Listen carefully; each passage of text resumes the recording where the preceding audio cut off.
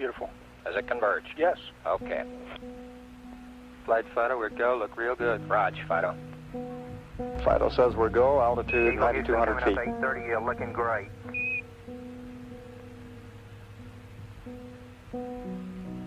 Descent rate 129 Okay, feet they per got second. 64. We copy. T-go's good. Raj, T-goes, go. We have position 2 on LR. Raj, position 2, all flight controllers, 20 seconds to go, no go for landing.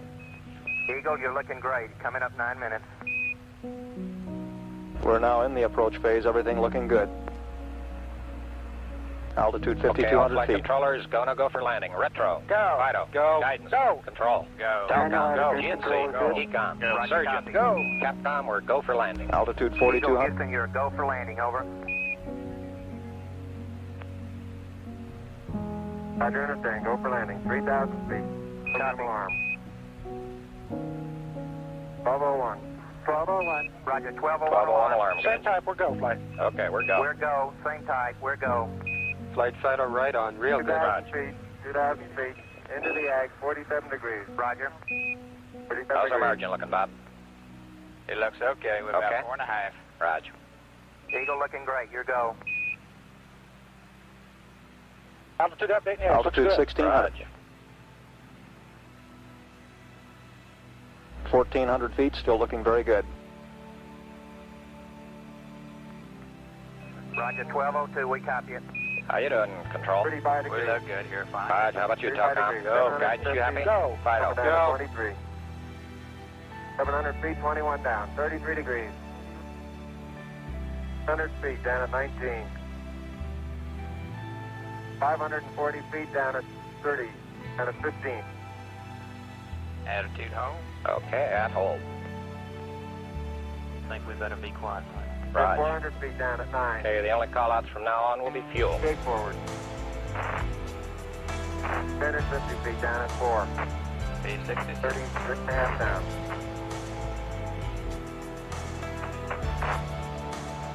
Your egg done horizontal velocity. 300 feet down, 3.5. 47 forward. Put up. On 1 a minute. 1.5 down. 70.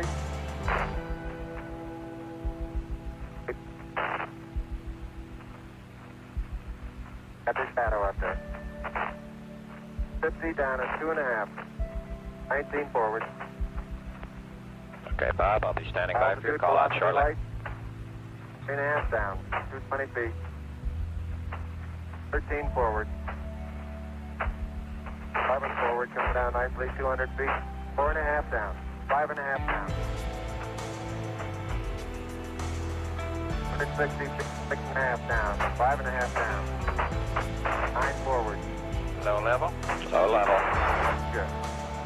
120 feet. 100 feet, 3.5 down, 9 forward. 5%. 185. Okay, 75 feet. Starts looking good, down a half. Raj. 6 forward. 60 seconds. 60 seconds. Lights on. 6. Down 2.5. Forward. Forward. Good. 40 feet down, 2.5. Picking up some dust. 30 feet, 2.5 down. Straight shadow. Down 5 for 30. 4 forward. 4 forward, drifting to the right a little. 30. 30 Down a seconds. half. 30 seconds. Forward, just. Good. Okay.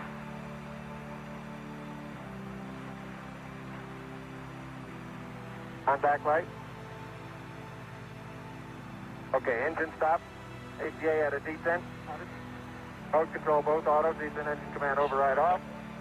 Engine arm off. Port 13 is in. We've had shutdown. We copy you down, Eagle. Okay, everybody, T1, stand by for T1. Tranquility Base here. The Eagle has landed. Roger, Tranquility. We copy you on the ground. You got a bunch of guys about to turn blue. We're breathing again. Thanks a lot. Thank you. You're looking good here. Okay, we're going to be busy for a minute. After Armand, take care of the descent. I'll get this. Okay, all flight controllers, about 45 seconds to T1, stay no stay. Flight. That Go, guys. 14+2 looks beautiful. Roger. Very smooth touchdown.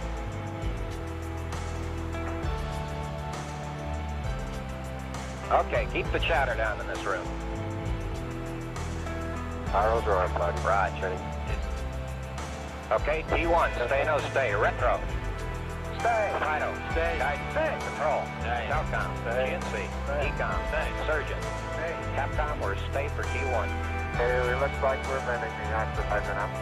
Roger, Eagle, and you're stay for T1. Over. Eagle, you're in stay for T1. Setting on. Roger. And we Sam, stay for T1. Roger, and we see you bending the arc. Arrows safe. Roger. Roger. Wanderers. Buzz, this is Houston. F2, 1/160th second. Countdown, step off the lamp now. We were wanderers from the beginning.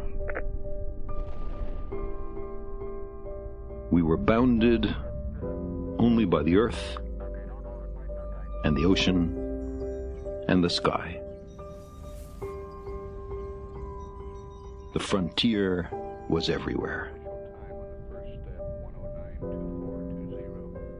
When the drought was prolonged, or when an unsettling chill lingered in the summer air, our group moved on.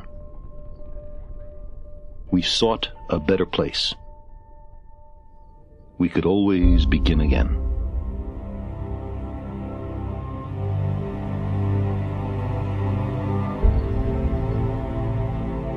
We were hunters and foragers, wanderers on the savannas and the steppes.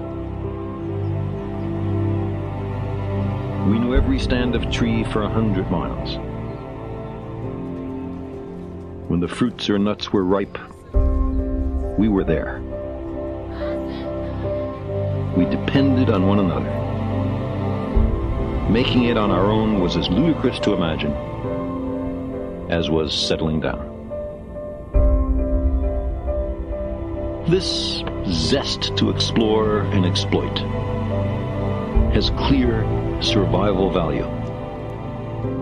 It is an endowment that all members of the human species hold in common.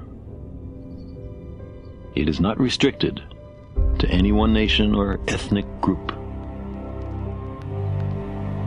Long before Columbus, Indonesian Argonauts in outrigger canoes explored the western Pacific. Egyptians and Libyans circumnavigated Africa, and a great fleet of ocean-going junks from Ming Dynasty China crisscrossed the Indian Ocean, established a base in Zanzibar, rounded the Cape of Good Hope, and entered the Atlantic Ocean.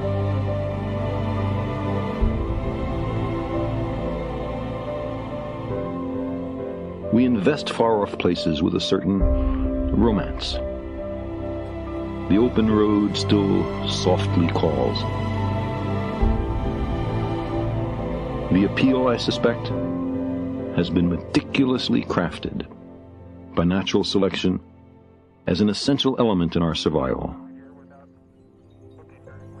Long summers, mild winters, rich harvests, plentiful game, none of them lasts forever. Catastrophic events have a way of sneaking up on us, of catching us unaware. Your own life or your band's might be owed to a restless few, drawn by a craving they can hardly articulate or understand, to undiscovered lands and new worlds.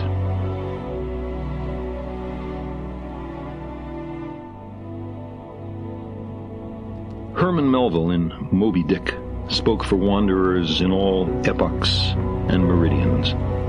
He said, "I am tormented with an everlasting itch for things remote. I love to sail forbidden seas." We have a liftoff, 32 minutes past the hour. Liftoff. on Apollo 11.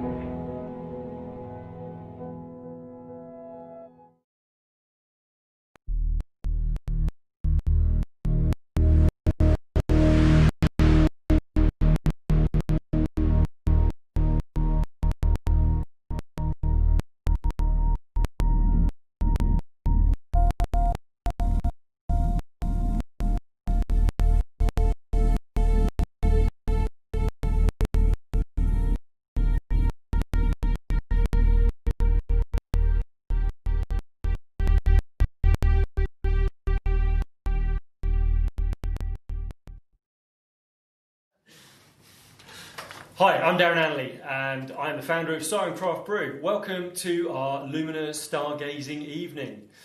Before we get cracking on with tonight's proceedings, I just want to say a little thank you to everybody. We've got a lot of fans that have been fans of us for a long time. Some of you more recently have become investors, and we've also got a lot of new customers.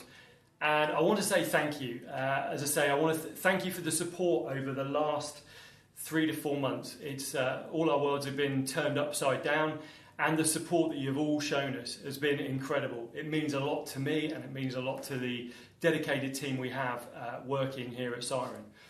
So tonight we're launching a new core beer, and we wanted to do something a little bit different. Obviously, with the times being as they are, we probably normally launch Lumina in a pub or a range of pubs up and down the country. We've not been able to do that, so we thought we'd try and bring you something a little bit different. So to talk through Lumina, I know many of you may have already tried and possibly tasted it already. It's been out since the 19th of June, so it has been out there for a while. But I just wanted to kind of, and you may have also tried it through in one of our previous guises, but let me introduce you to it and the ideas behind it. So whilst a lot of hype beers and the new interest around the beer scene has tended to favour the higher alcohol beers, one of the things we've noticed over the last couple of years has been a real interesting trend and a passion towards the low ABV drinking beers. Now that's always been the case in the UK anyway, but perhaps not so much in the craft beer scene, if you want to call it that. And we've got a range of beers that take you on a bit of an arc, and we felt that we had a bit of a gap, which I'll talk through in a bit more. And we felt that really we were having this gap that we wanted to fulfill ever since we've launched cans. It's just taken us a while to get there. So for us, adding a beer into our flagship range, it's a big deal. We want to add value to our range, and it needs to be something that represents us as a brand. And so for it also needs to be something that we want to drink all year round. And there are a lot of great session IPAs out there, so we only really wanted to do it if we felt that we could bring something new to the game. So because of that, this beer has been a long time in the making. We've run a series of beers called Suspended In, which I'm sure many of you have tried. It's where we release a base beer where we tweak a number of either the malt or the hop combinations, and we release a different beer every 2 years. Before brewing this beer, though, we actually took some of the learnings from that and brought out a beer called Refractions earlier this year. And we've been using that and running various iterations over a period of time. And that's really allowed us to hone and perfect the recipe ready for the launch that we did on the 19th of June. We wanted something to fit between 3.6% of ULU, something that's refreshingly drinkable, and 5.6% of Soundwave, which is just that little bit higher bump in ABV. And we wanted something that had fitted in that middle ground. The key things we wanted to achieve were something with a tropical fruit salad of aromas that should hit you from the glass. Something that was representative of modern beer taste, so a nod to that smoother, softer mouthfeel without too much perceived bitterness. We wanted it to be easy drinking, but maintaining that full, juicy flavour and with a bit of bite. So, bringing it into Lumina, we've ended up with a beer that we believe ticks all of those boxes. It's also gluten-friendly and vegan-friendly. We want the beer to be accessible, and some may say universal appeal. We love our puns. So, I'm going to let the rest of the evening take its course. Matt's going to talk you through a live tasting of Lumina. He's going to give you a load more detail about the beer, the hops are in it for those of you geeks who are interested in knowing about that stuff. Will Parr, our designer, he's going to be on hand to talk you through the design for the Lumina can and how we've taken our storytelling aims and how we've expressed that on this can. Dr Becky is then going to give you some practical tips on night gazing for tonight, and then I'm sure you're all going to enjoy the rest of the contents of our stargazing box.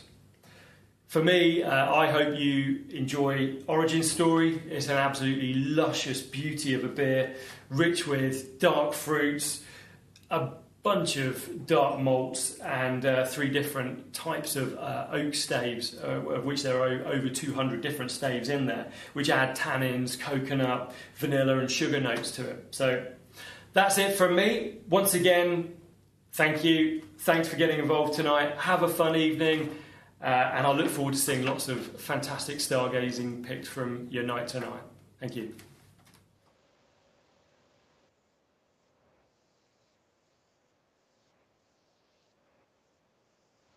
Yeah, good evening.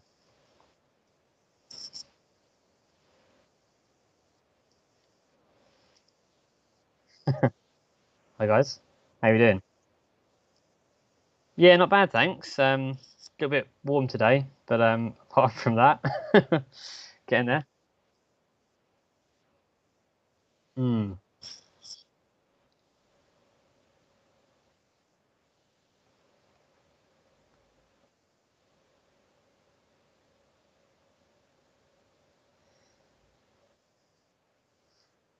Yeah, apparently Tim is muted. I think he's just trying to get some audio. Can everyone hear me fine? How's me doing?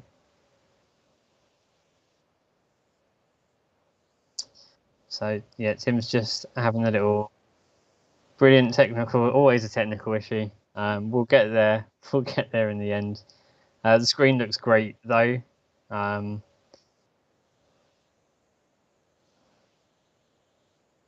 Happy days. I'm working, Tim, so we'll just wait for Tim to get back on. Yeah, but in the meantime, guys, I hope everyone's having a good evening. Hope everyone's received their stargazing boxes in good time and has unpacked them and managed to have a little play around with all the cool little goodies in there. Anyone? Can we hear Tim? Yeah, so hopefully you've had a chance to play with some of the goodies that are in there. We've got obviously the planisphere, and which is the main part of the pack, which is going to allow you, or is going to help you to find those stars. There's some snacks in there. Obviously, Space Raiders, space themes, it's a bit of a no-brainer. Some brilliant marshmallows that you can use to toast. After this is finished, I'm definitely going to be going outside to barbecue. I've got a few friends around, social distance, of course, that all bought a stargazing box, and we're going to use some of the tips and bits and pieces that you'll find out from Dr Becky Smethurst when she comes on a bit later.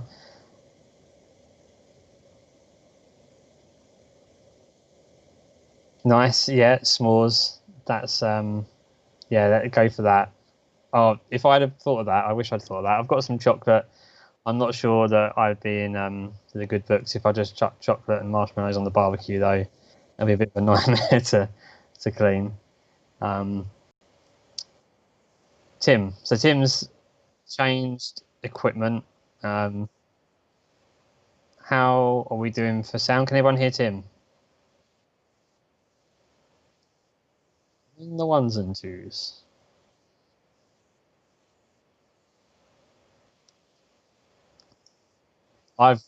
Yeah. Still no Tim. Oh no. Oh no. In the meantime, my face has got massive. But hey, I am pretty gorgeous, so you can all see a bit more of me.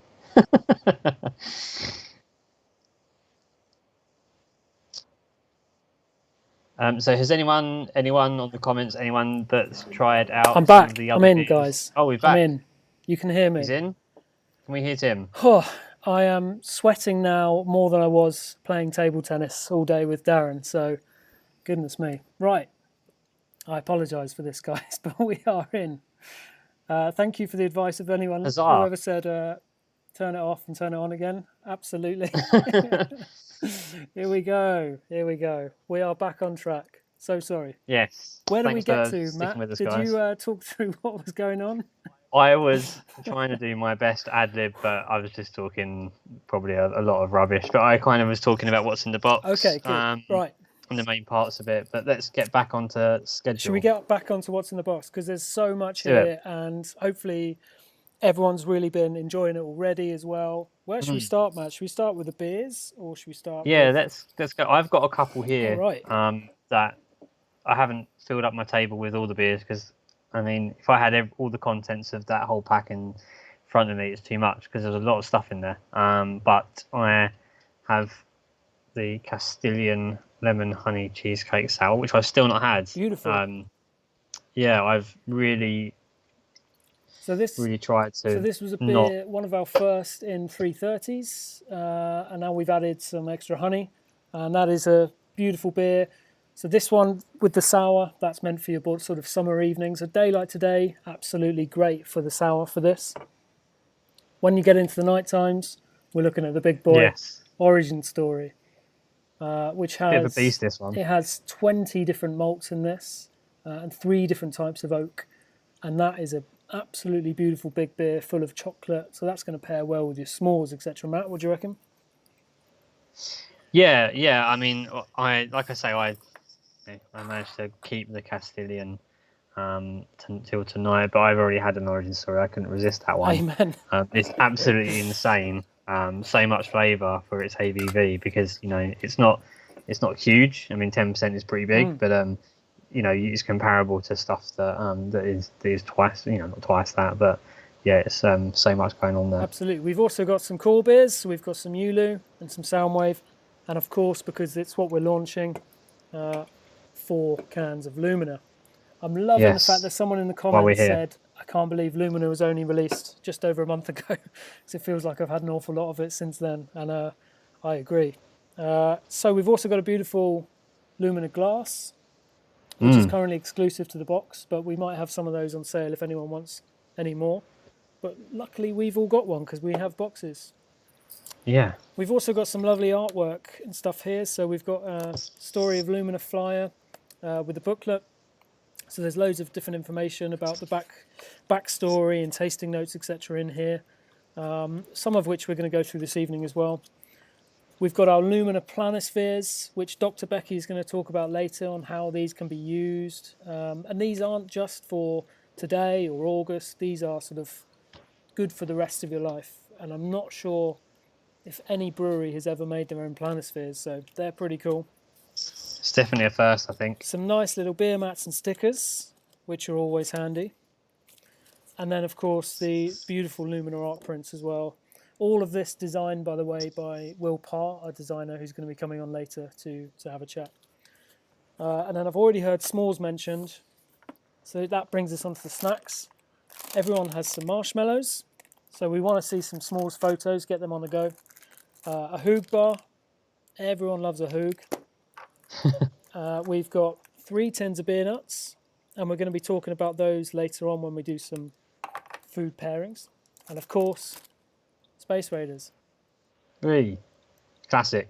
Absolute classic. Can't have a stargazing night without Space Raiders. Takes me back to my youth. If only everyone could have sat in on the marketing meeting when we were agreeing on the snacks for this box. Space Raiders. All right, good times. So first up, we are going to get Will Parr on, who's our designer.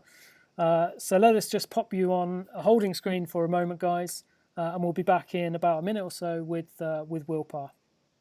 Cheers.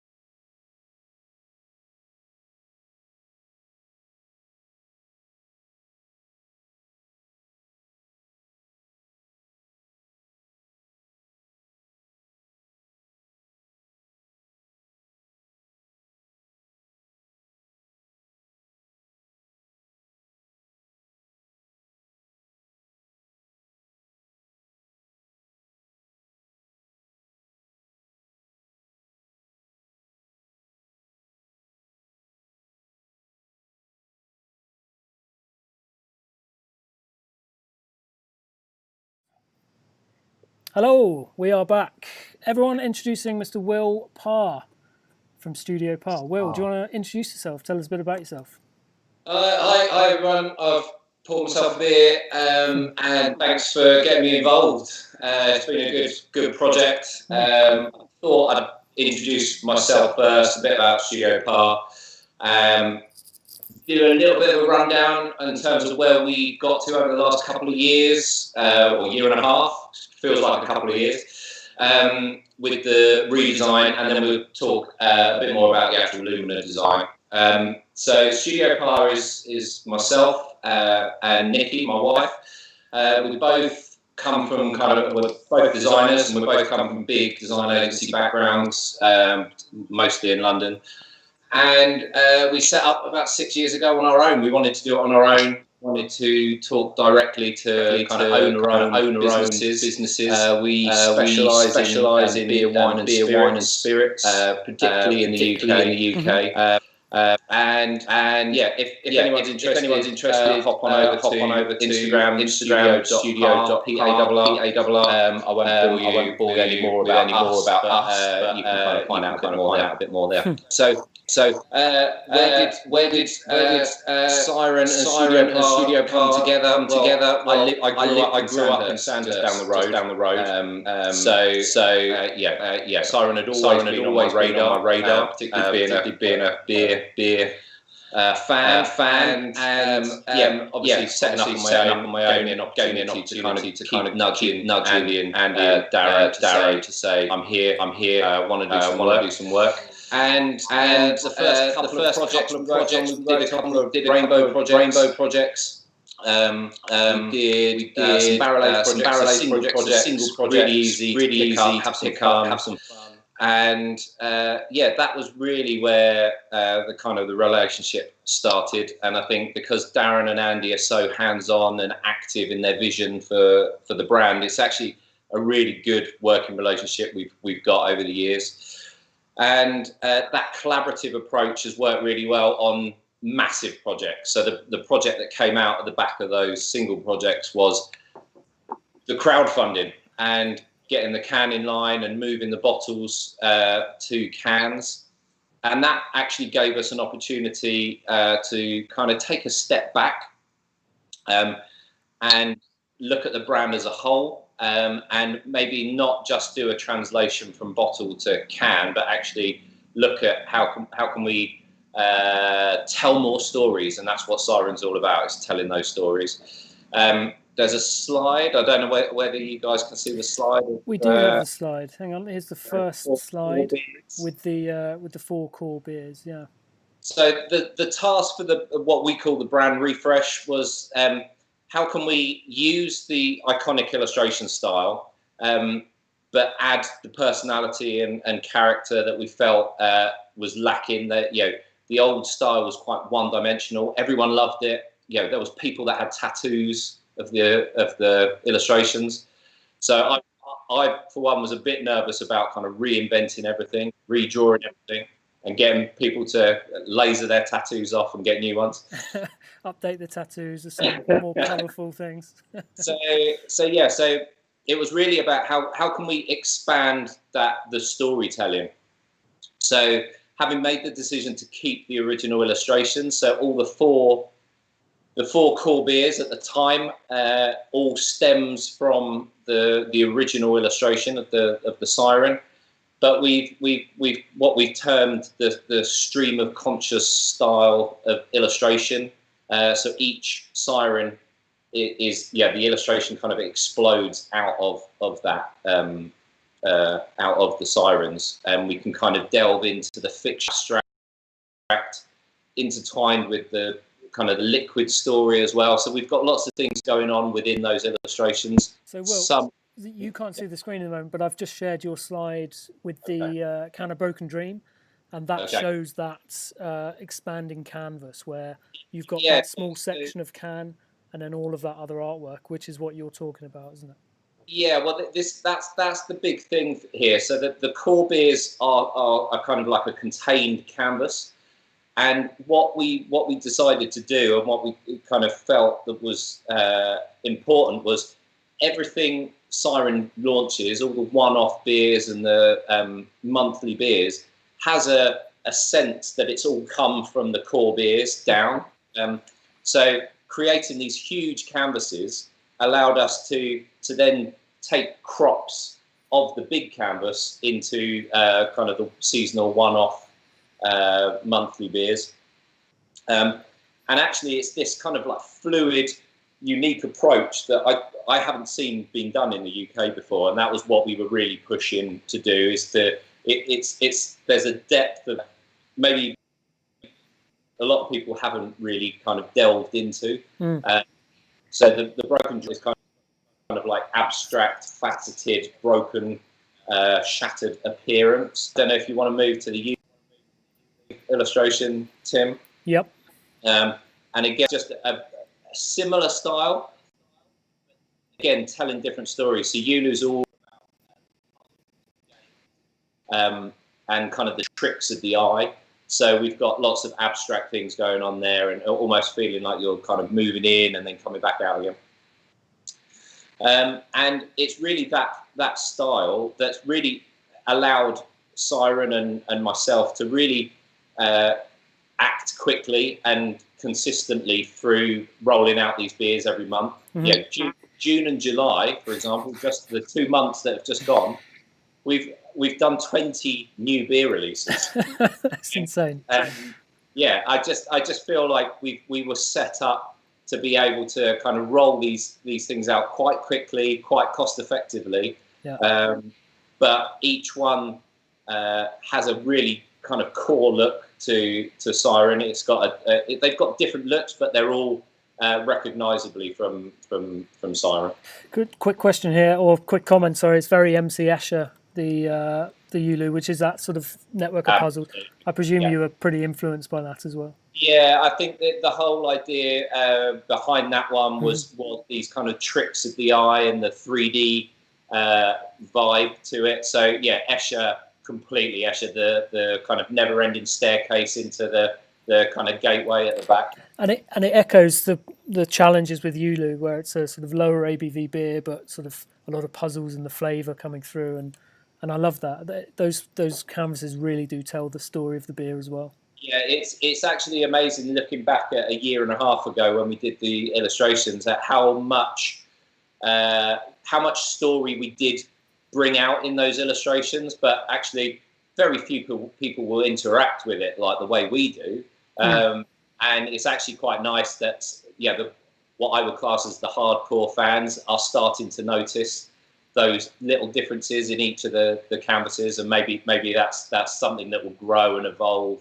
We're already talking about building those illustrations out bigger and giving us more options. So yeah, quite an exciting brand. So should we look at the evolution of Lumina? Yeah, let's do that. So okay, we had 4 to begin with, a year and a half ago, and we decided that there was this space for the 5th Siren, and what would it be? This was brand new Siren. No, a lot of the core beers were launched 6 years ago, so and they've evolved over time, but this is completely brand new. And so we wanted this kind of like a brand new perspective on things.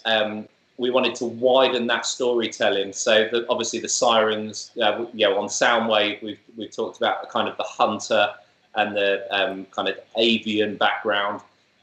What kind of area can we build Lumina into? And the concept here is all about creating the shining light and the range, and that represents the reliable and actually quite an exciting beer. I know it's a core beer, but actually it's pretty good. Yeah. In the set of session IPAs in the UK market. Yep.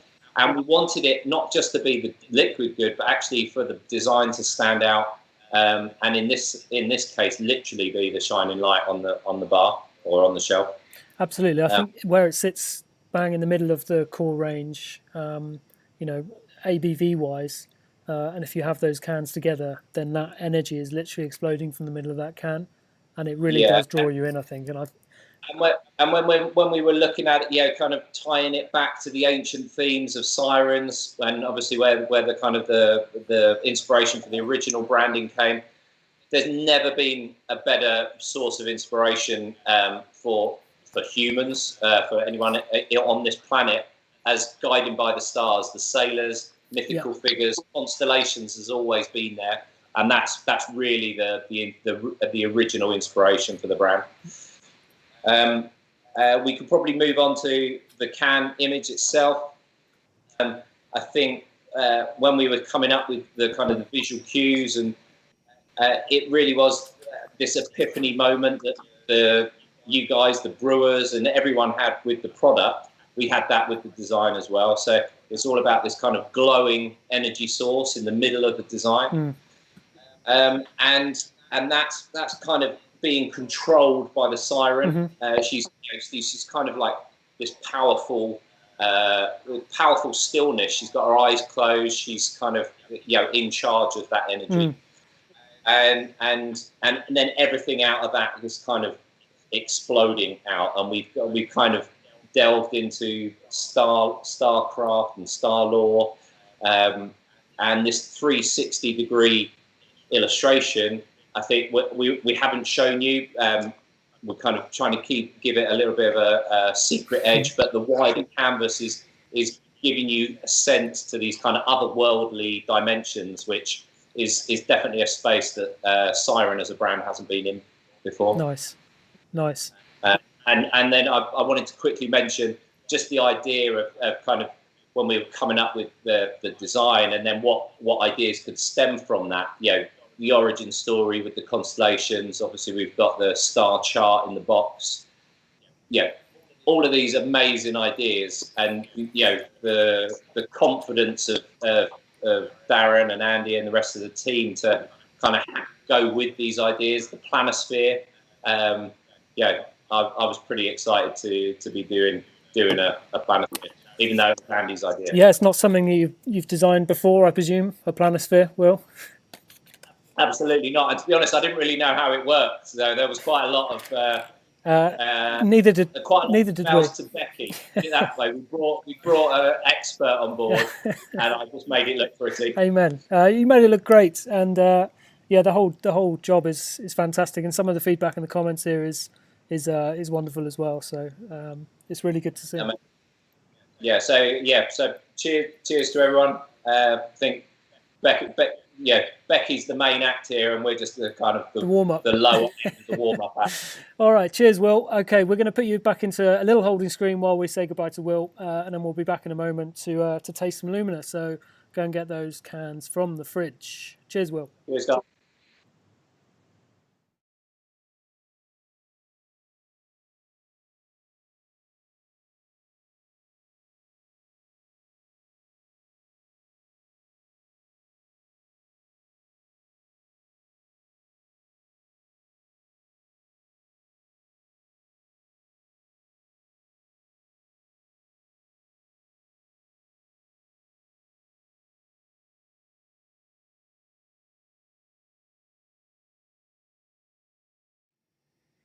All right, and we're back. So sorry about some echoing there. We hopefully we solved it. So do give the feedback in the comments, because we will try and solve them straight away. Hopefully everyone's gone to the fridge and got a nice cold Lumina out, because we're all going to taste a Lumina right now. Yeah, so I took the chance to go and grab my can of Lumina. So nice, cold, fresh out the fridge. Nice. Before we start, most of you are probably craft beer fans, so I won't go too much into this, but just a little bit about tasting craft beer. I always say it's an artisan product. There's so much time and effort and love and tears and blood and sweat that gone into this. So it really, there are some things that we would love, or we suggest you kind of really get and kind of pay attention to. The first one is just purely the look of it. So let's go ahead. Let's crack those beers. Let's pour some out into our can-shaped glass. Matthew, I have a confession to make. I do not have a can of cold Lumina. I have a fresh keg Lumina from the tap yard.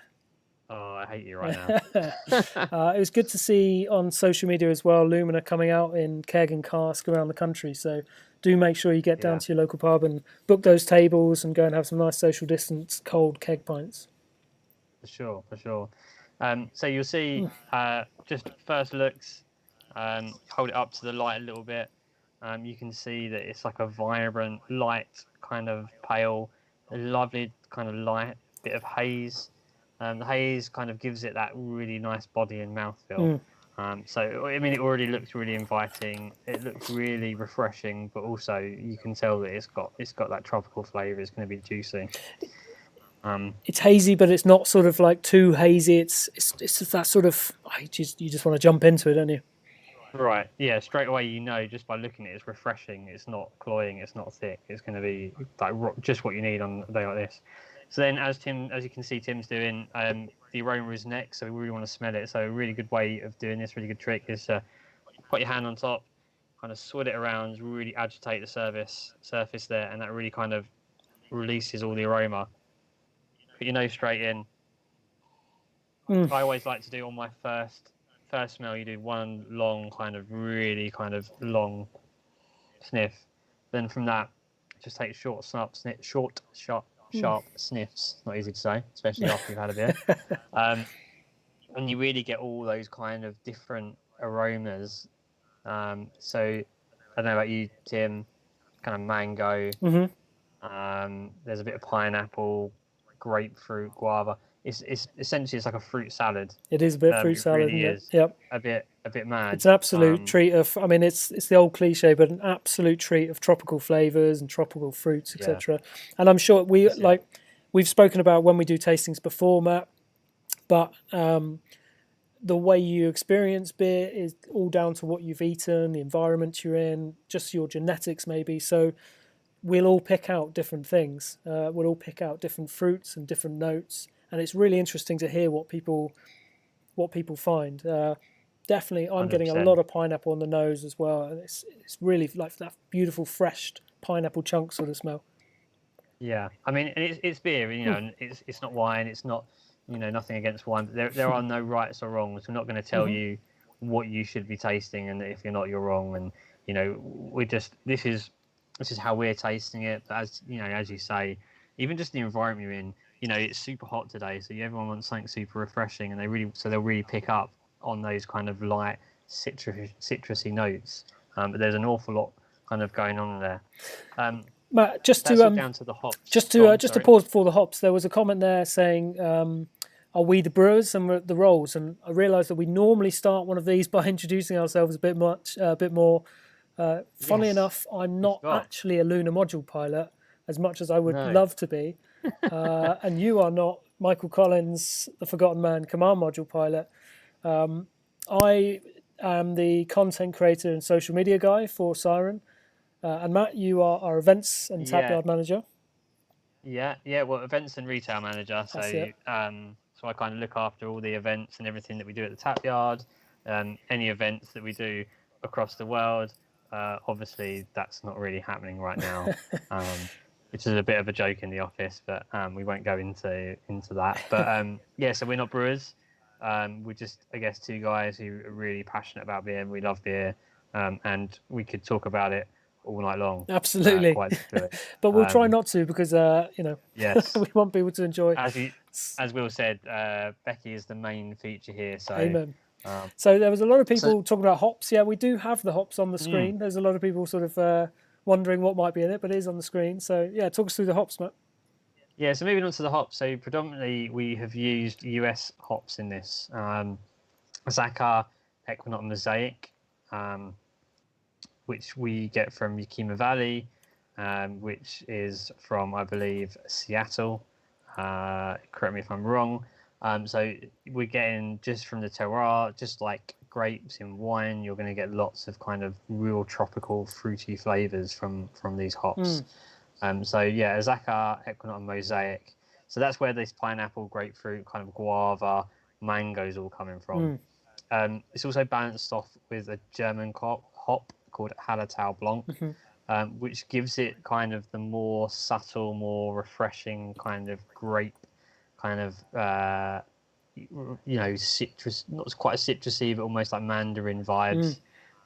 It's really balancing it out, and it's taking what could be a particularly really hop forward and kind of punchy beer, but it's kind of balancing it off and just bringing it back down to earth a little bit to make it super refreshing. So it's got a fantastic mix of hops that kind of does a bit of everything. It punches loads of flavour at you, but then it balances right off and essentially just it makes you want to drink more and more and more. And as as was alluded earlier, some people can't believe it was only released on the 19th. I know, yeah. And we've already drunk so much. It feels like we've had so much for it since. It's a really, I think Darren said in his video earlier, we wanted to create that beer that was representative of a really modern taste, with not too much perceived bitterness, but that really sort of accessible and if you excuse the pun, universal appeal, which is the way we're thinking. And I really do think it does have that.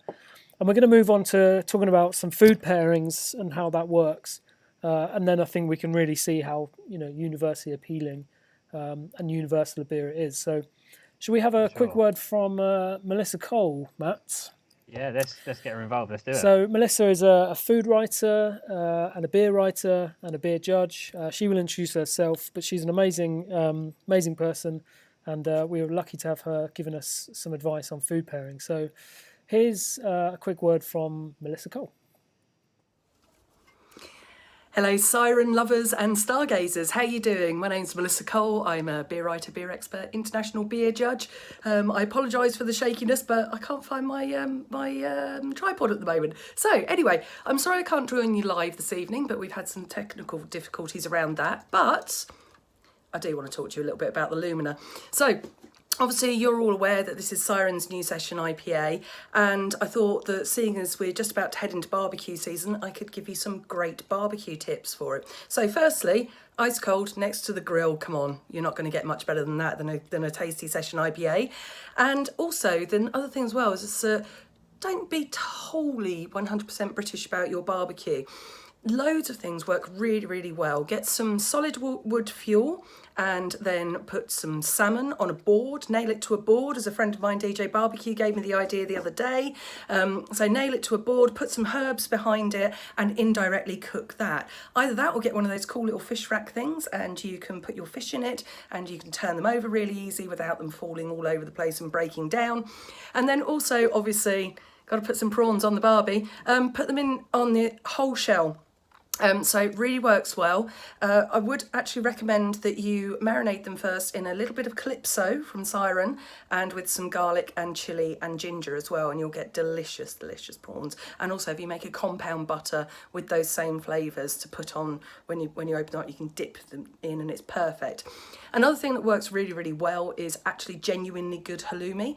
So look for a really good halloumi maker. There's Capricos in North London who do amazing halloumi. It doesn't squeak. Apparently that's when they press the curds too much and that's when it squeaks. In case you hadn't noticed, by the way, I am filming this on the hottest day of the year and there's lots going on outside, so I've had to close the windows. So if I'm a bit sweaty, please forgive me. So all of those things are great. And then also one of the other things that I really like doing on a barbecue is smoked tofu. It's very, very dense, it's very, very hard, but it also take on loads and loads of flavours. So you can put together really lovely flavours. You can just brush it with sweet chilli sauce if you want, or you could marinate it for a few hours in something like soy sauce, sake, mirin, something like that, and then dress it at the end with some lovely fresh herbs and some toasted sesame seeds, and it'll be great. So enjoy your barbecues. All of those things you can do indoors as well, if like me, you don't have a garden. And then you can really enjoy it, but make sure you've got one of these to hand at the same time. They'll all work really, really well together. It's soft, tropical flavours, will really complement all of those smoky, spicy and salty flavours. Have a wonderful evening stargazing. Don't do what I did and sit on a progressive oak moth caterpillar and end up with a huge rash on the back of your leg. But have a wonderful time. I hope you enjoy it and enjoy your beer. Cheers, guys. Here we go. Absolutely brilliant from Melissa. There's so much good advice there, which I'm sure you probably would have missed some of it. So we've put it on the middle of the screen here and taken out some of the key points of what she said. So should we go through what Melissa said there, Matt? Yeah, so firstly, drink your Lumina ice cold. she name dropped DJ Barbecue, which is pretty cool, with the nailed to the board salmon with herbs on the barbecue. I think that sounds great.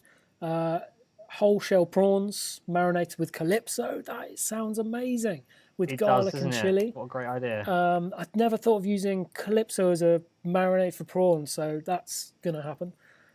Good fresh halloumi. And you'll see in the little favourite foods box below, I actually make my own halloumi, so I'm pretty excited about this. And smoked tofu, which is again, I think as a vegetarian, I think that's a fantastic thing to pull out as well. So, right, I had no idea that good halloumi wasn't meant to squeak. There we go. Yeah, good fresh halloumi doesn't squeak too much. So there we go. Yeah. So Matt, let's talk about food pairings. Someone in the comments said they had no idea that it was the hops that bring out the fruit flavours in beers, which I thought was an interesting point that some people might not know about.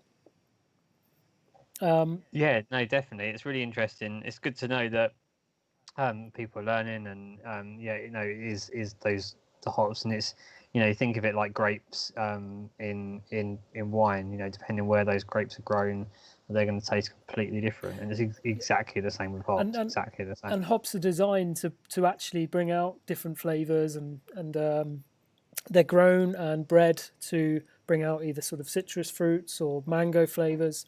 And then that's why every beer doesn't have the same hop. We use different hops to create these different flavors and different sort of complexes.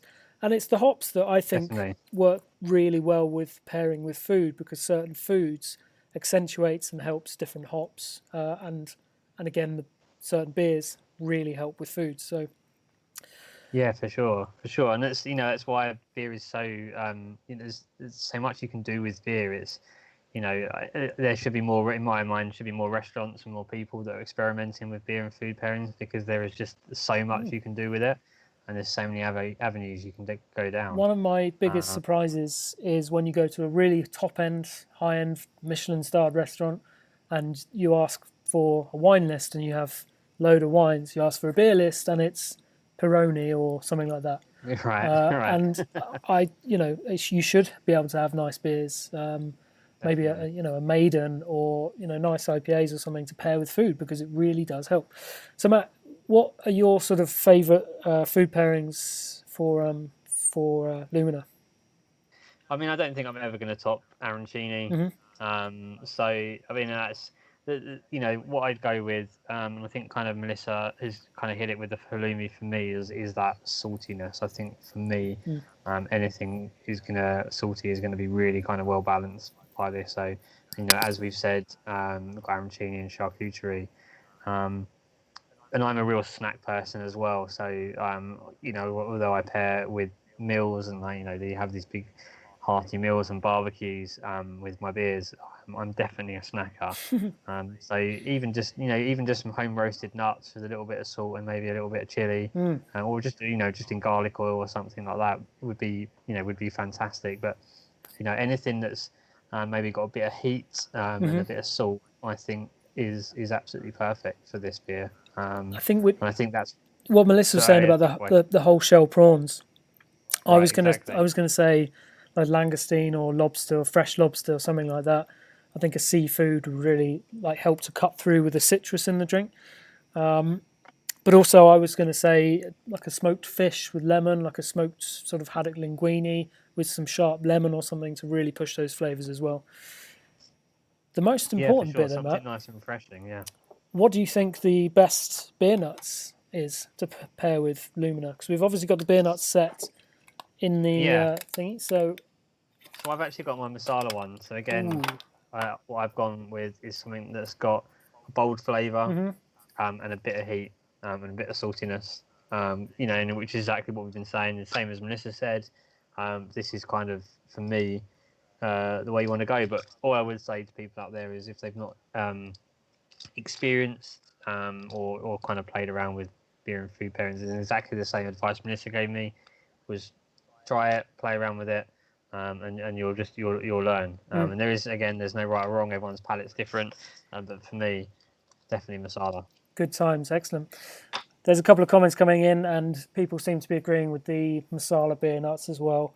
I think I said earlier the universal appeal of Lumina, and I'll be honest, when I was thinking about food pairings for this, and doing a fair bit of experimenting as well at home, cooking a few things and drinking a few Luminas, I genuinely can't find anything that it doesn't pair well with. Do you know what I mean? Right. If you're at a barbecue and it's hot, have a cold Lumina. If you're, I've just had a message from a friend who's watching along, and he's gone with whitefish ceviche with lots of mango and lime. Wow. But he did used to work at a food magazine with me, so he has got he does know he knows his stuff. I was going to say, does he live in a Michelin-starred restaurant? He pretty much does. What he doesn't know about food probably isn't worth knowing for sure. That's amazing. Someone eating ceviche and mango at home. That's incredible. Absolutely spot on. Right, Matt, I have just had a message from Dr. Becky. So I think we should have a quick break while we get Dr. Becky in and let everyone go and recharge their glasses. And then we'll be back. We'll be back shortly with some stargazing. Brilliant. Sounds good. Cheers, guys. Back with you very, very shortly.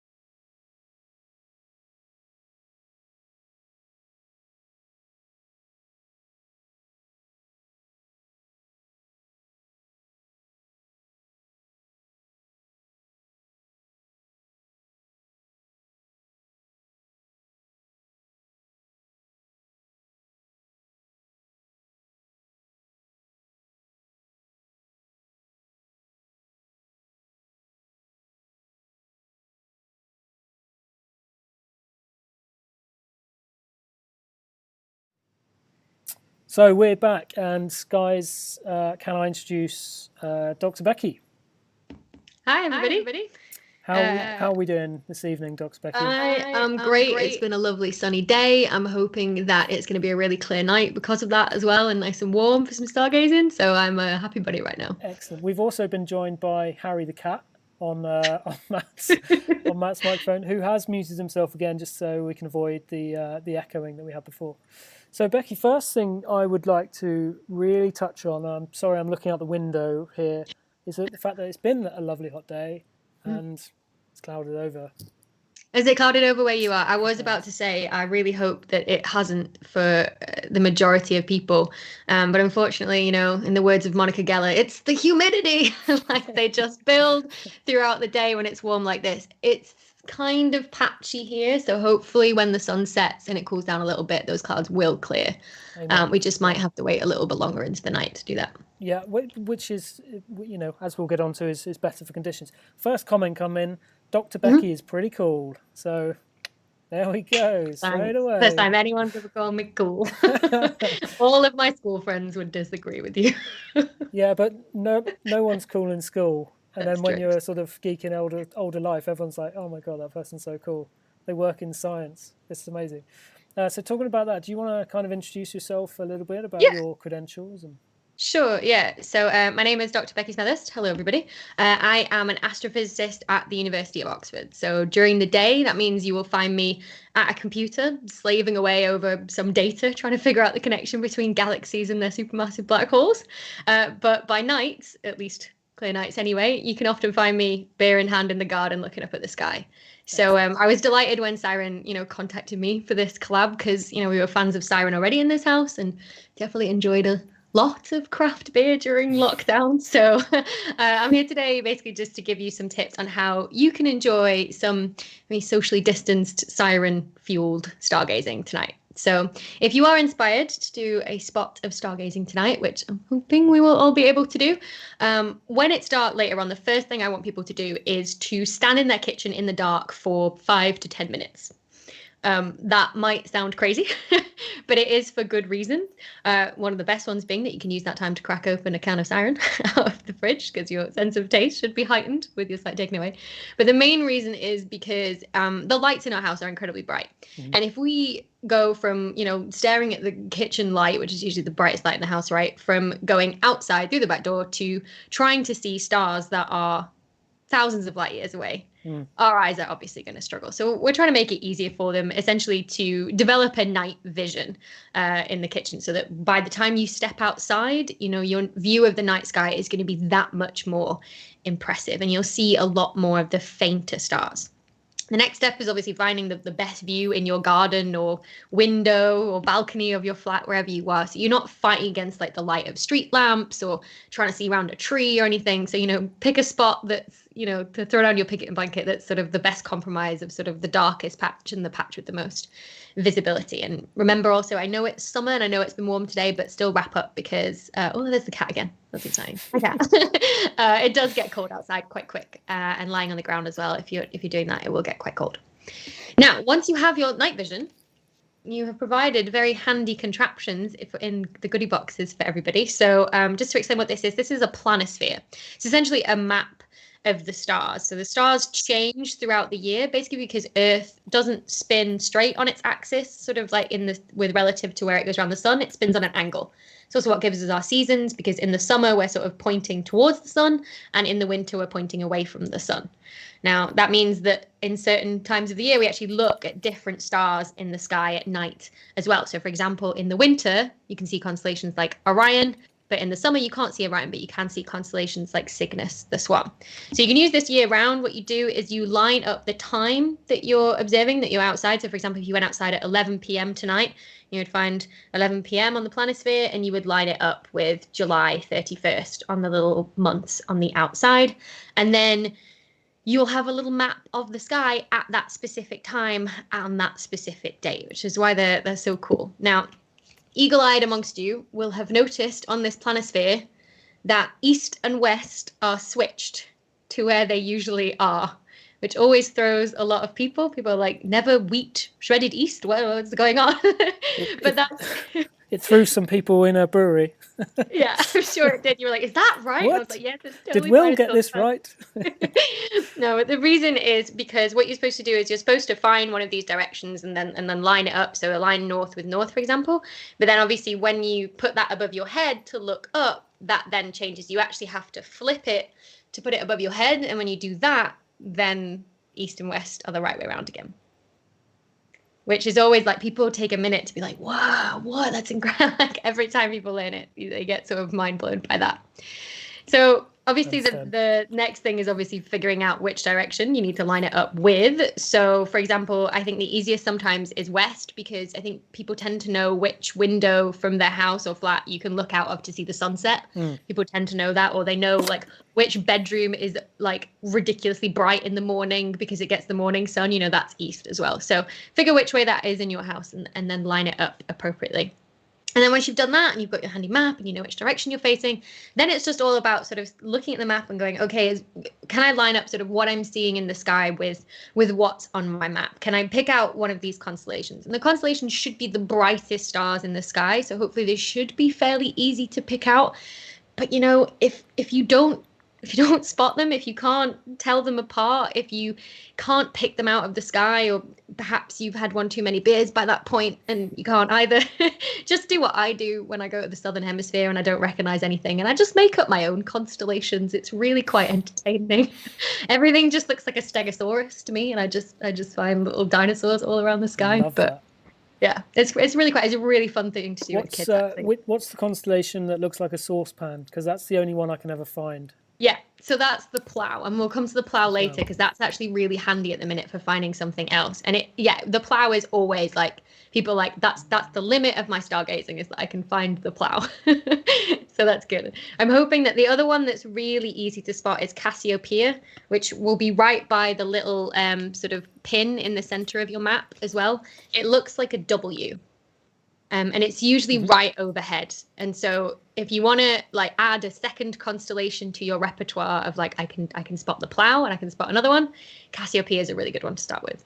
So, okay, so you might have also noticed that things like the moon and the planets aren't labeled on the planisphere.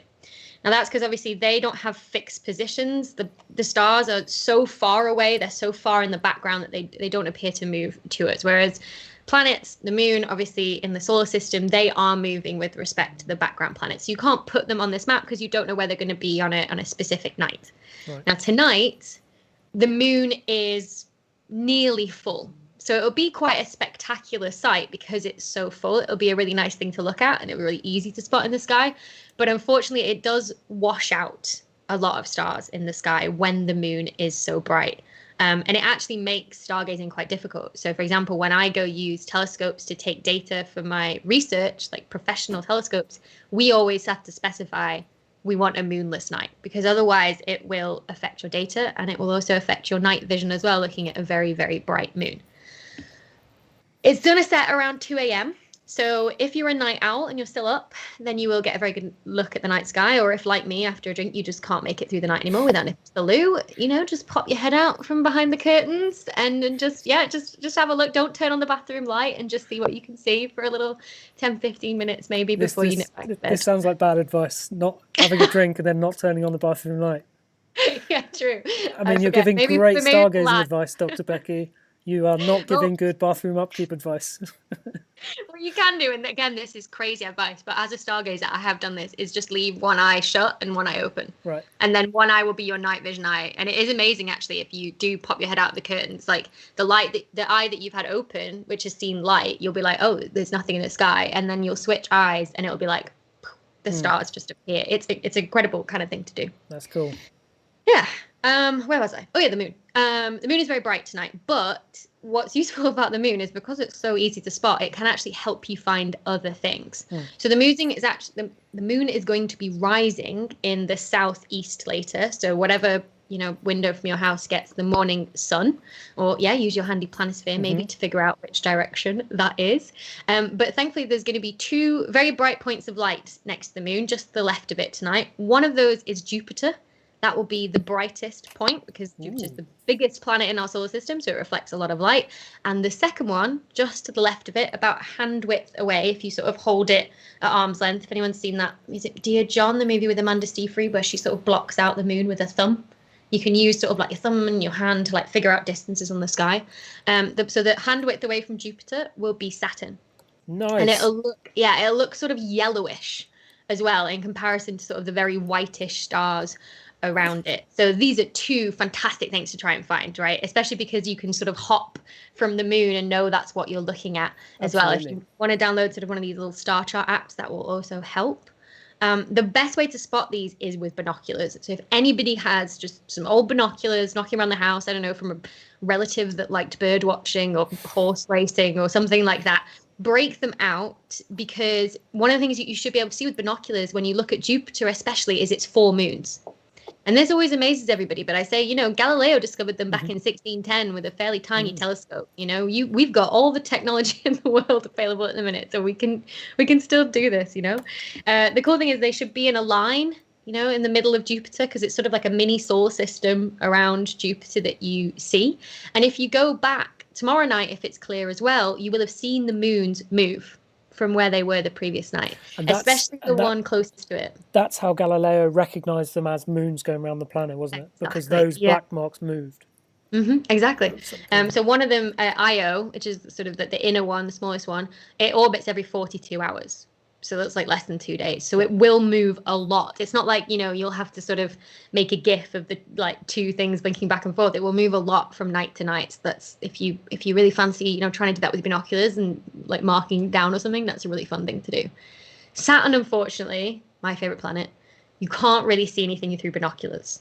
So if you're hoping to see rings or anything, you won't see that. It's too far away to find them. The magnification on binoculars isn't good enough. If you do have a telescope lying around the house, depending on how big it is and its magnification, you should be able to see something. That how big it is and how big the magnification is and whatever telescope you've got around the house will depend on if the rings around Saturn look like just little ears sort of poking out of Saturn, or whether you actually sort of see, rings that you can resolve. But so, Dr. Becky, I sent you a photo earlier of the moon, which I put on screen earlier and I'll put on again, which is what I caught last night. Nice bright moon. Obviously, it's nearly a full moon again. Yeah. Would that sort of magnification be enough if someone could get to there, say with a camera or a telescope, to see the rings of Saturn? You would see the moons of Jupiter, but you wouldn't see Saturn, unfortunately. So Saturn's still too far away. You need to be really quite far in to sort of get that. Yeah, you need at least like 80 times magnification, and I don't think a DSLR camera is going to give you that. Yeah, fair play. So, maybe in the future, maybe that's what we can ask DSLR manufacturers to do. We'll be finally happy when they can detect Saturn's rings from Earth. With a lens that will cost about £10,000. Probably, yeah. Okay. The other thing I want to talk about, and that people are very excited about right now, that's in the sky, is Comet Neowise. People might have heard as well, seen some incredible pictures of it over Stonehenge, which I'll get to that in a sec. There's a cool fact about that. But so comets, just for context, are sort of rubble that's left over from the formation of the solar system. They're like bits of rock and ice and dust and gas. And they're on these very elongated oval orbits around the sun. So they freeze when they get sort of in the far reaches of the solar system. And when they get back around towards the sun, they melt, or the ice melts, and that releases the gas and dust that's trapped in all the rocks. It makes this little atmosphere around it.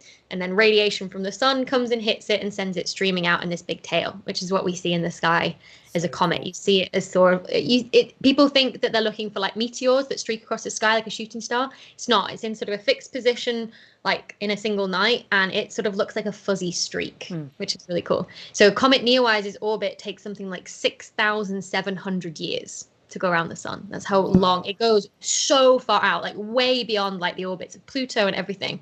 And so the images of Stonehenge that came out with it above it were amazing, because Stonehenge was built 5,000 years ago. So last time Comet Neowise came around, Stonehenge wasn't there. That's incredible, isn't it? Yeah, it just blows my. Yeah, I know, exactly. And we can see it in the sky right now, which is what amazes me. Yeah.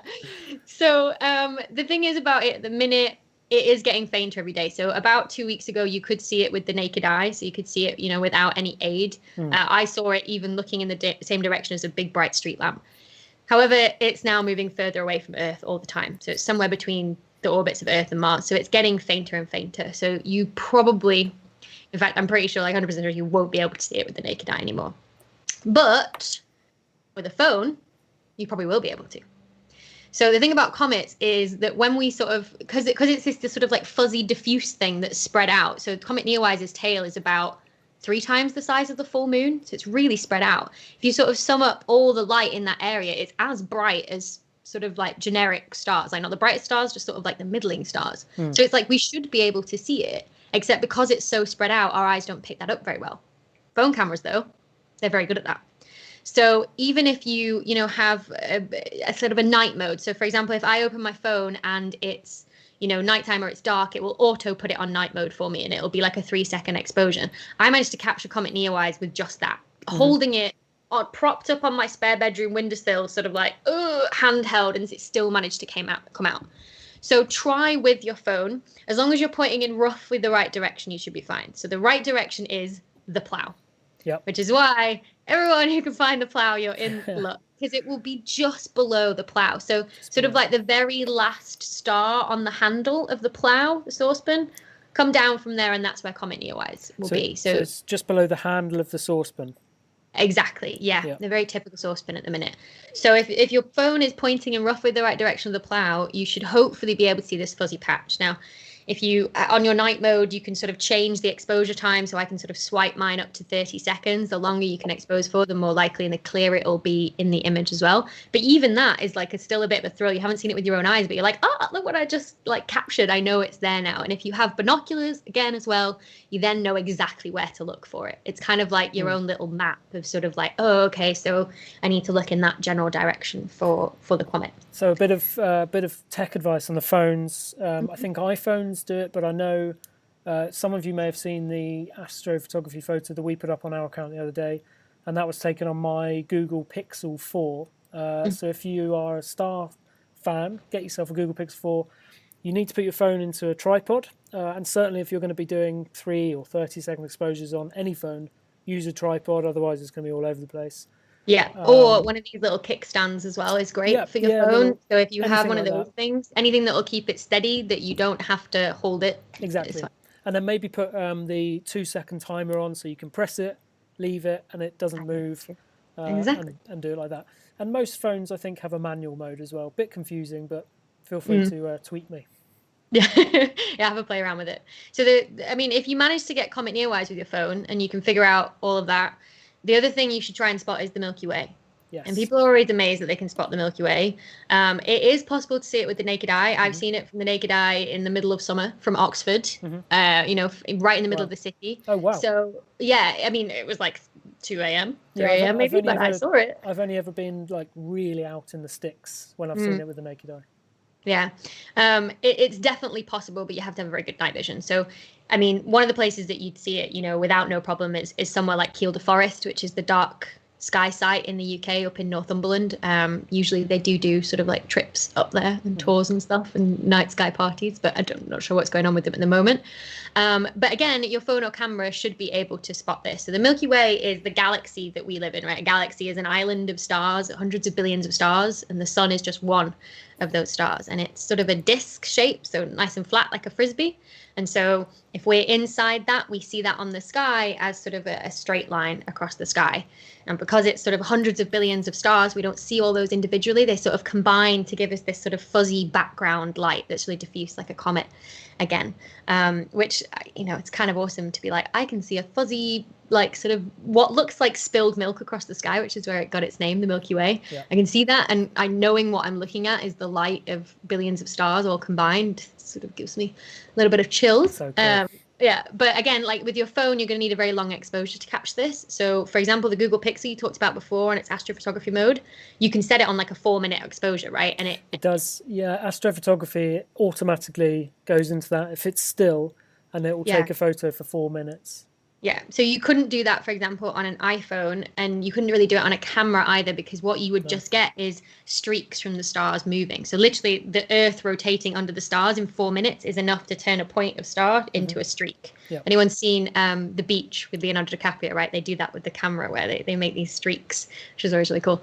And so the Google Pixel 4 compensates for it. It can actually change or adapt sort of like what it's doing and compensate for the Earth's rotation. If you haven't got a Google Pixel 4, or you're just using a normal camera, or you're using a phone camera, take like 30-second exposures in chunks, and then there's a couple of apps you can download to like add them together as well, some astrophotography apps. So again, have a play around with those if you fancy it. Yep. I think that's all I wanted to say really about sort of tonight. Hopefully these tips will serve you in the future as well, I guess. You'll have your planisphere for, this will be valid for longer than any of us will live, thousands and thousands of years. The night sky doesn't really change in terms of the background stars.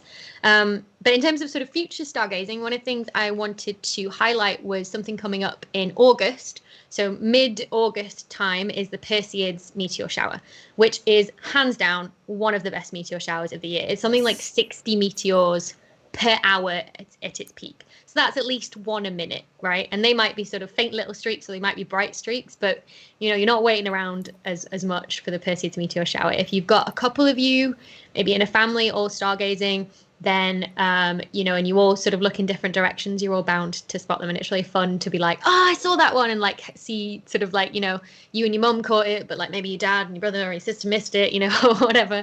And it's a good little activity to all do together. The best thing to do with meteor showers is to lie down, because you need sort of like, you'll get quite tired looking up with your neck. I always love it because August time is summer holiday time, and everyone's usually in a place where like there's sun lounges. Sun lounges are also stargazing lounges as well. They're very handy. Star lounges. But obviously, star lounges, we're probably not all of us are in a position where we're going to actually be doing that, unfortunately, this year. But, recreate it in your back garden. It's always nice. But the best thing to do is to find Cassiopeia that we were talking about before. Yep. The W up sort of near the North Pole star, and basically just look anywhere else in the sky but there, because all the meteors will look as if they're coming away from there. So if you're looking at it, you're going to miss them, because by the time they've lit up the sky, they're somewhere else. Right, okay. So that's my sort of top tip for you. But basically, you should be getting really bright meteors sort of every 10 minutes, at least 5-10 minutes. And so you're really impossible to miss around mid-August time. So 17th or something like that. So we'll be talking about it in a moment, but throughout August, we're going to have a photography competition on Great. to win some binoculars, which you recommended to us as well, and they are fantastic. One thing that's always sort of there, or comes sometimes every day, sometimes it might not be around for a couple of weeks, but it's the ISS, of course, the International Space Station. Yes. Which always excites me, and I have a notification on my phone, and I will run outside, and I will just stand there going, oh, humans. Wave at the astronaut. Yeah, exactly. It's really good fun, yeah. And it's that's a great thing to either see and talk about with the kids. Someone in the comments just said that they spotted the ISS at Christmas and told their kids it was Santa. I do that, yeah. I do that for like nephews and nieces and stuff, like small kids. That because it's so bright, like it's brighter than anything else in the sky, really, maybe except from sort of Venus or Jupiter, and it moves so fast, right? It's so cool. It's not fast enough necessarily to be an aeroplane going ahead, but it's faster than an aeroplane that's sort of at 33,000 feet above you. And because it's so bright and there's no blinky lights or anything, you really can convince kids that it is Father Christmas. Do you know what, though? I wouldn't be telling kids it's Father Christmas, because that's not exciting enough for me.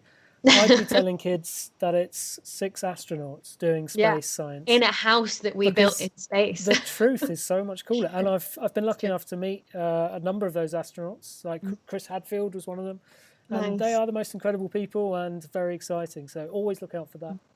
There's also Starlink that goes across every so often, which is a string of satellites up to sort of 30, 40 satellites in a row, which is pretty cool to see. Yeah, well, depending on your view, I guess. Yeah, depending. I mean, that's the problem, isn't it? I mean, as far as sort of, there's been so many good astrophotography moments completely ruined by Starlink going across. Yeah. You can sort of like do clever image processing things to remove them, but where astronomy as a professional science is quite worried about that impact. But it is a really cool thing to see them sort of all moving across the sky together in like this big chain of satellites. If no one's ever seen a satellite in the sky before, I can't quite describe how sort of it throws you, that you're just looking at the stars and everything's sort of still, and then all of a sudden you notice one moving and you're like, yeah, and another, and another, and another. Yeah, and it's a satellite that you see. The pure sort of science nerd lover of me loves seeing that, going over thinking that's human technology, that's amazing. But also the science nerd lover in me sort of goes, this is a problem. So it's very conflicting, but it's something to look out for at least. Definitely. Yeah, definitely. The ISS, if people are wondering, there's a website that NASA gives called Spot the Station, which you can look up. There is a passover tonight at 9:45 p.m. Boom. Might not be quite dark enough then, but hopefully it will be, and it tells you on there where to look. It gets rising in the eastern, setting in the west, and it's a really rather spectacular sight to see. And I think it'll be up for about 10 minutes tonight as well, so you'll have a good chunk of time to spot it. If it's a bright pass, then you can normally see it in that sort of light, I found early evening, which is good. It depends whether the clouds clear up. There's also plenty of mobile applications as well for spotting the ISS. So that can give you notifications, like you said. Yeah, that's always fun to get one. Like, it's going over right now. So Becky, we spoke. I mentioned there's going to be a photography competition. Have you got any advice for people that want to sort of try and take photos of the stars using cameras? Is there anything to look out for or avoid? I would avoid moonlit nights, just because your camera, I mean, it looks bright to your own eyes, but your camera will completely saturate with moonlight on any long exposure. I have an example of this. Yeah, please do show. And even pointing in the other direction, there will still be some sort of like glow on the edges from the moonlight, sort of refracting around the sky and into the lens. So if you're trying to get anything that's maybe a very deep sky object, like a nebula or something like Andromeda Galaxy or something, you really do need a very dark sky to do that. And it's also later at night is the better as well. Yeah. So at the minute, we technically don't actually have nighttime in the UK. So the way that obviously what we call twilight is when the sun has just set and it's just dropped below the horizon. So that's what's called civil twilight. It gets sort of below 6 degrees, it becomes nautical twilight. It gets below 12 degrees, it becomes astronomical twilight. And then when it gets below 18 degrees below the horizon is when it's officially nighttime. And the sun does not get that low below the horizon at this time of the year. So the closest to the middle of the night you can get, and by that I mean like the middle of the night as in sort of from sunset time to sunrise time, which is around about sort of 2 a.m. I think at the minute, is better in terms of just getting a darker sky, because there'll always be that glow on the horizon from the sun. Absolutely. And the photo I just showed you, one I sent you earlier, I think it's a good example of that, because you can see that that sort of glow of the sun. But from my point of view as a photographer, when taking photos of the stars, I like a bit of context to it. So I don't just want to point my camera straight up and have a black sky with some stars or constellations, especially if it's a wide shot. I quite like some trees or some buildings or something, just some sort of context there. So that you can use those sort of bright horizons like to your advantage. Like, for example, I love it where photographers silhouette humans in the foreground, for example, with that bright light, and they have stars above them. Those kind of shots. Or for example, if there's something in the distance, a monument of some form, or if there's a hill near you and you can like get a view of the town over it with stars overhead, those kind of shots are great. Get a little bit creative if you're up for it, but also at the same time, if you're just up for seeing what your phone can do and being like, that's nice, or maybe if you've got a GoPro that you can maybe set up outside or something as like a time lapse, they're also quite good at that too. Lots of different things you can try. I'd say just like get creative, like just do whatever sounds like fun. Yeah, absolutely. Just see what it comes out like, If you want to do it more pro, then definitely use a tripod. And if your camera can, then shoot RAW. You'll see you can shoot high quality JPEG or RAW files. If you know and you have a piece of equipment that can edit RAW files, then you can really, really bring out the darks and boost the lights a bit and bring out some more stars. The sort of photos in the background of the screen at the moment, you wouldn't get that just from putting your camera in auto mode. You would need to use raw photography and boost from that.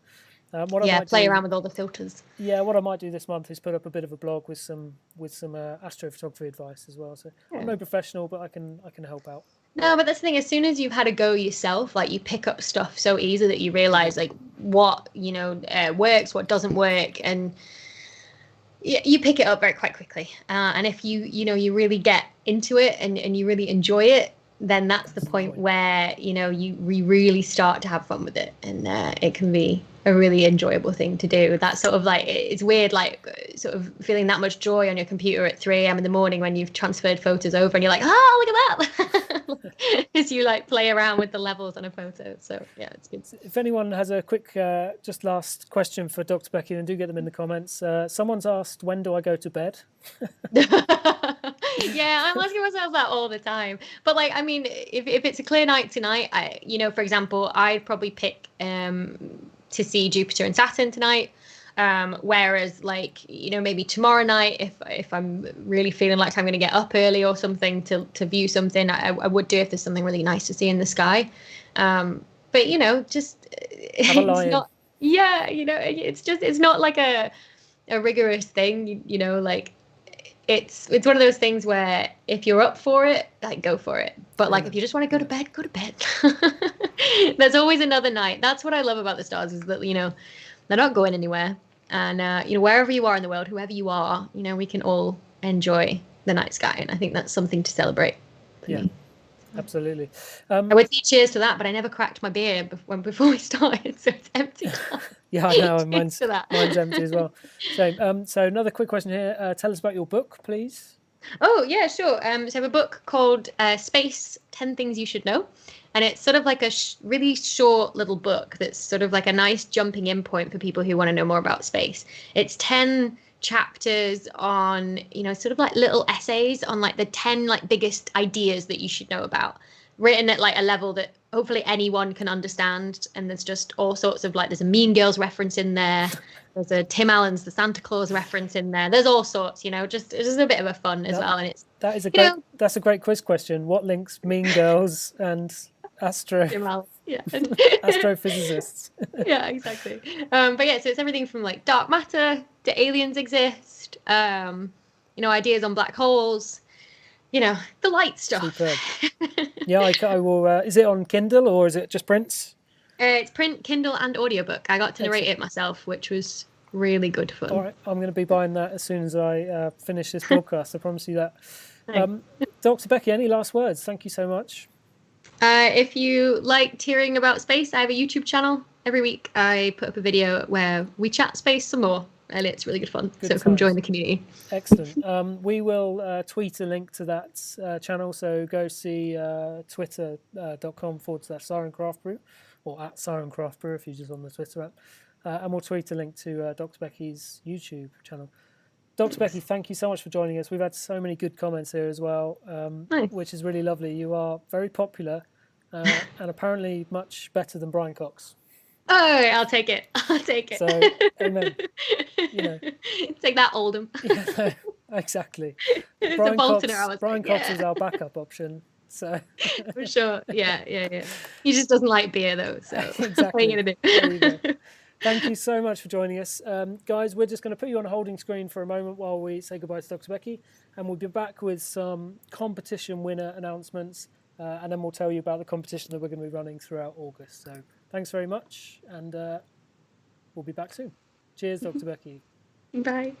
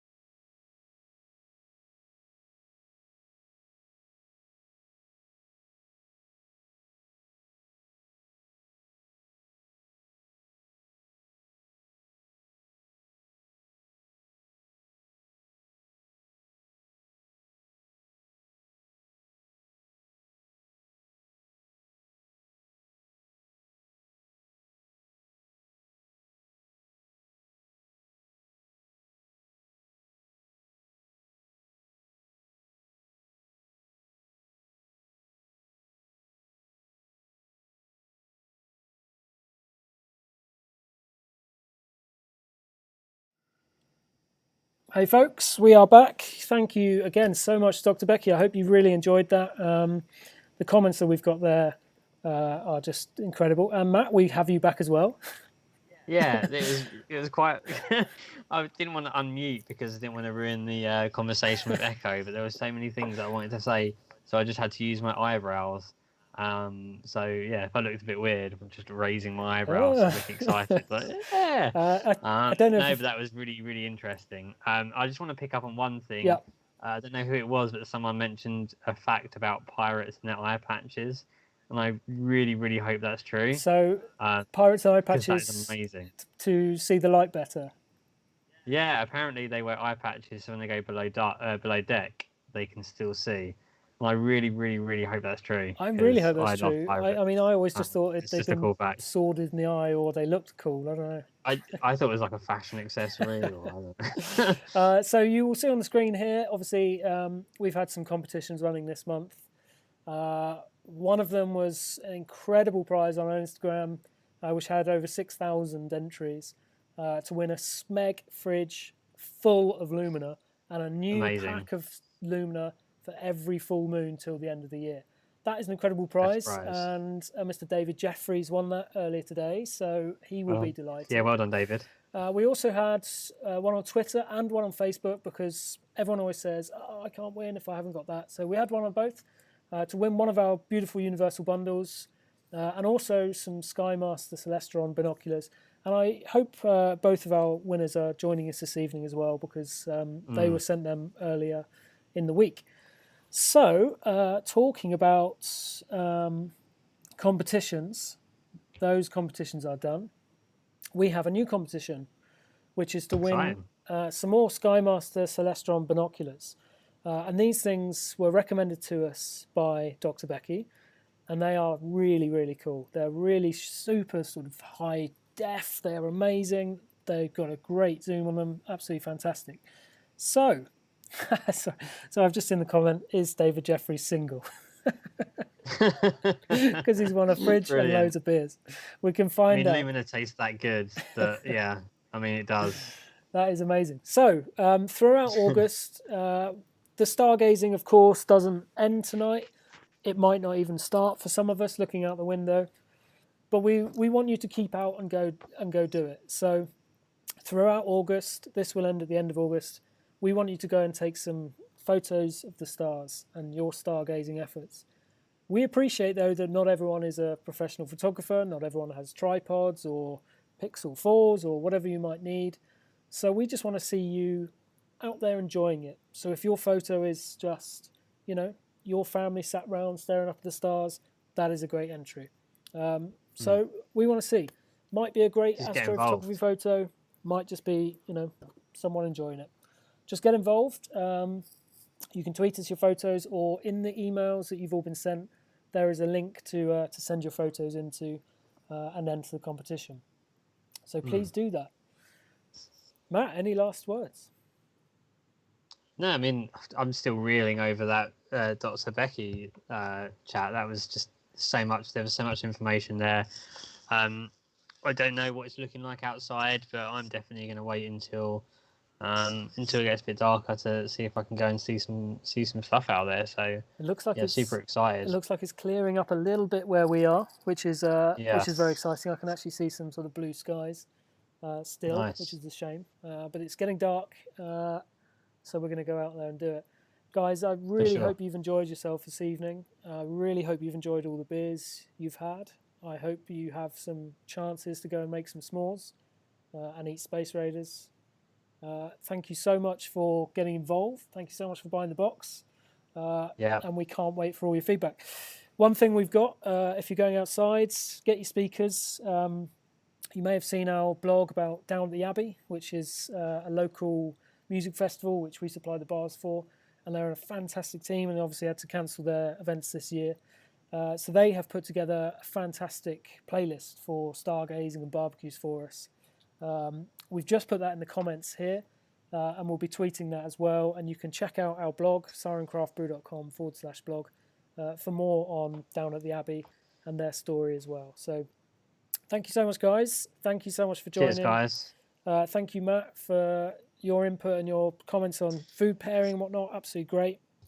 Yeah, don't forget Harry as well for making an appearance. Yeah, don't forget Harry. And also, we've got brewery dog Dolly in next to us as well, who's been quiet throughout, so that's been good.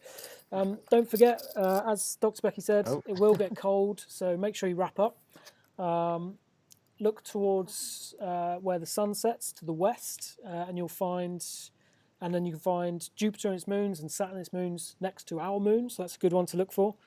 Don't forget to look out for Comet Neowise, which is just below the saucepan handle. It's not the plough, it's the saucepan. That's the official term. I've just been told. And don't forget the Perseid meteors as well throughout August. And keep looking out for the ISS, etc. as well. So, and 100%. Get your photos sent in. Thank you so much, guys. That's all from us. This stream will remain live for a while on YouTube, so you'll be able to keep checking it out. Best of love from all at Siren Craft Brew.